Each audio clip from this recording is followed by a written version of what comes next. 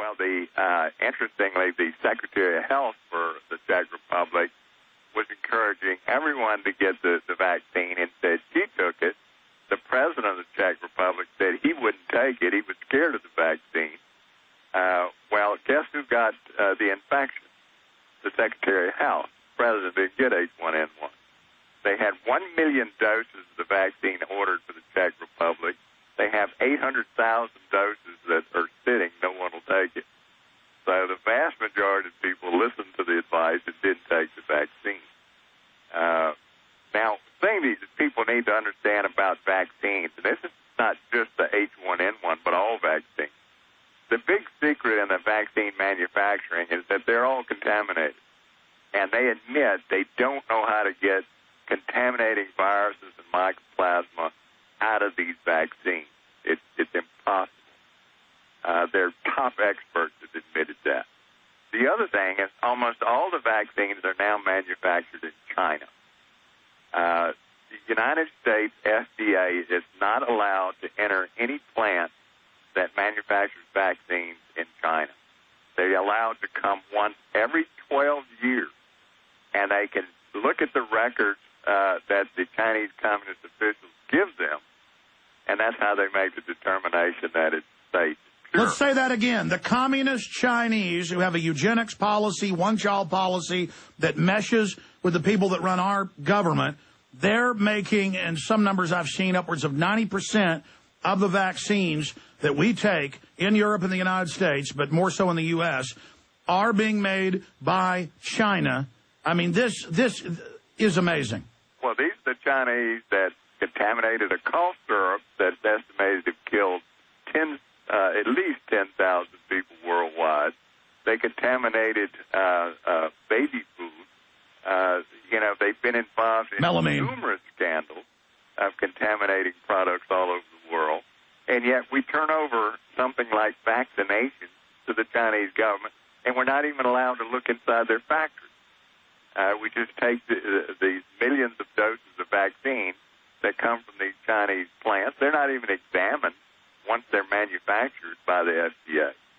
But even in the best of cases, you cannot sterilize them. Now, the viruses that are in there, they admit there may be dozens of viruses that cause cancer.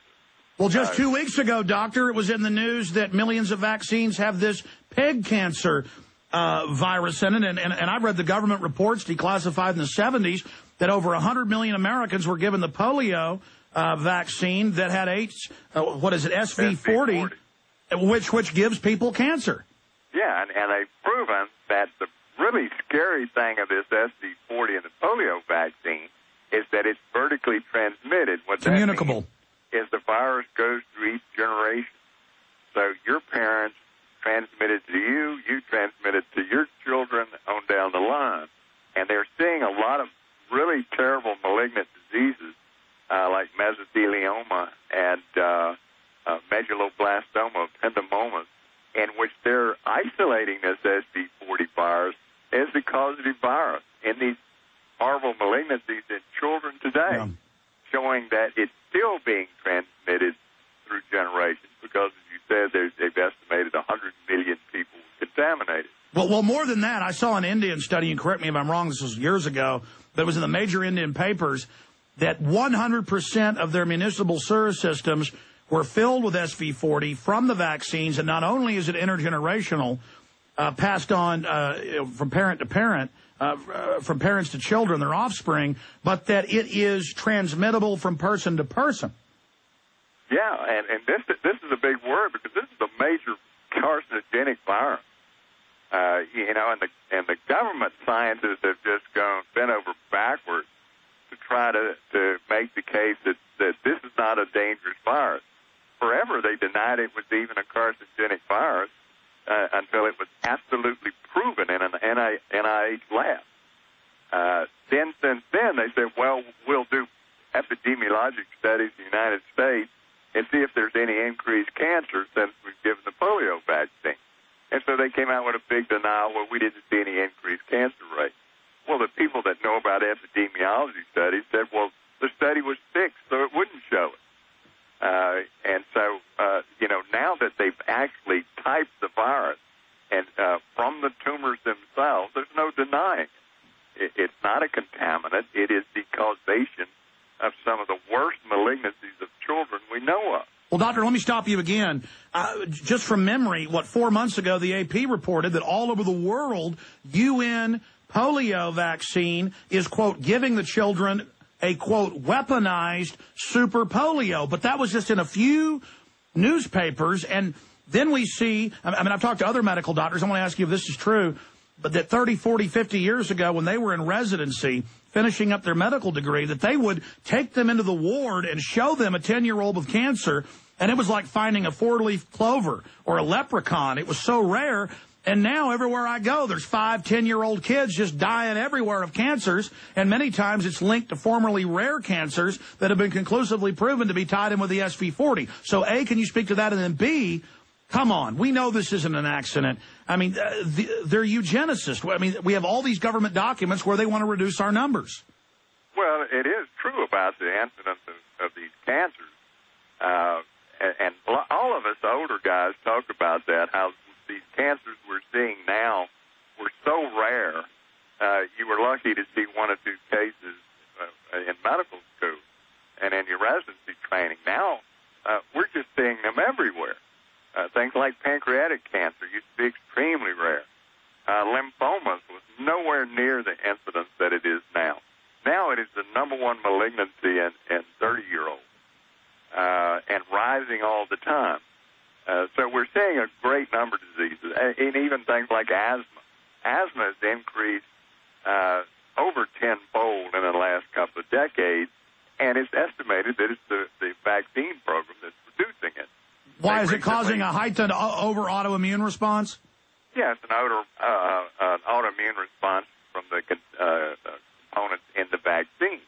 And we also know that type 1 diabetes, juvenile diabetes, is related to vaccines. This is a new study just came out, made a very strong case for it. Yet their attitude is, well, it's more important that we vaccinate everybody than we worry about a couple of 100,000 kids who are crippled every year and thousands who will die from complications of these vaccines.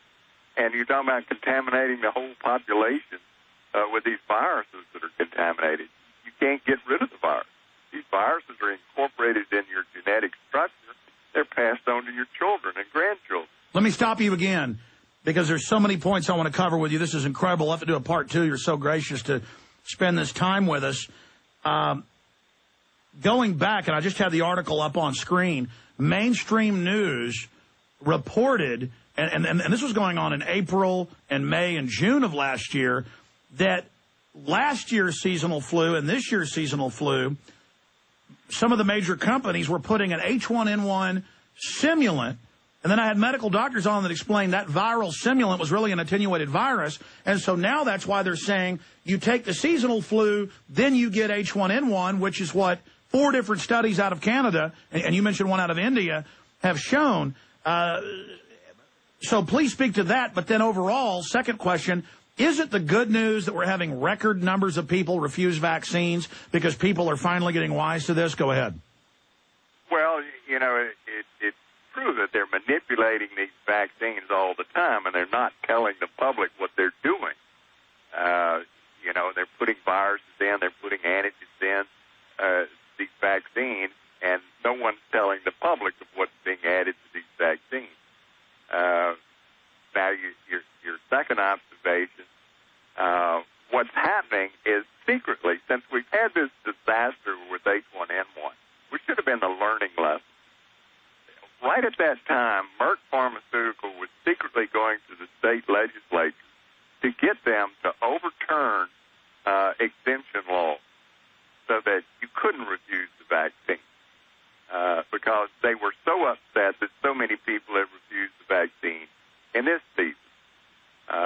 And right here in my own state, I know of this action taking place. And in your state, you know, it's Governor Perry was getting the Gardasil as a mandatory vaccine because he was getting money from Merck Pharmaceuticals. So our state politicians are people we need to keep an eye on because they're going to override exemptions to these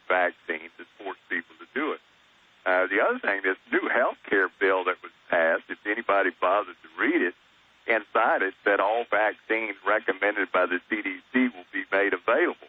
Well, that doesn't just mean made available. It means you will take them, or you cannot get health care in the United States. Well, we know they tried in New York and Massachusetts to force people to take it, so we know this is what they have in mind. And I want to get you back on about health care. There's so much that we could pick your brain about here, and we're running out of time. What about Gardasil? I mean, I remember 4 years ago in the trials, it was in the news that it was killing a large percentage, statistically, one of the most dangerous vaccines ever, this cancer virus. And then the insert admitted it didn't even protect you, but from a few strains, and there's thousands of these things.